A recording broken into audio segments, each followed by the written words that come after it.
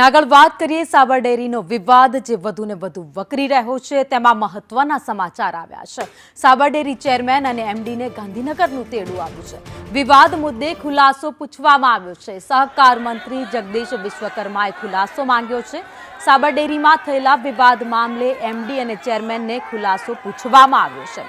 તો સાબર ડેરીમાં થયેલા વિવાદ અને પશુપાલકોના આક્રોશ મામલે ચેરમેન અને એમડી પાસે જવાબ માંગવામાં આવ્યો છે।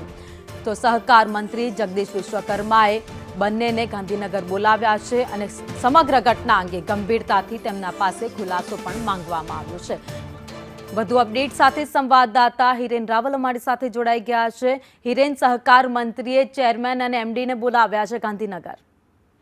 સવારે સહકાર મંત્રી સાથે સાબર ડેરીના ચેરમેન અને એમડી આ બંનેની મુલાકાત થઈ છે અને આ બંનેને ઘટનાક્રમ સંદર્ભે વિસ્તૃત ખુલાસો માંગવામાં આવ્યો છે। આ ઉપરાંત રાજ્ય સરકાર વતીથી એમને ઠપકો પણ આપવામાં આવ્યો છે કે આ પ્રકારની ઘટનાક્રમ કેવી રીતે થઈ શકે।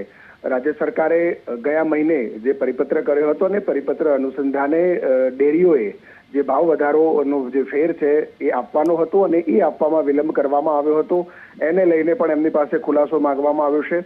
આ ઉપરાંત સંપૂર્ણ આ ઘટનાક્રમ પાછળ શું કારણો છે, અન્ય કોઈ રાજકીય વિષય છે કે કેમ, આ તમામ બાબતોનો ખુલાસો એમની પાસે સહકાર મંત્રીએ માંગેલો છે।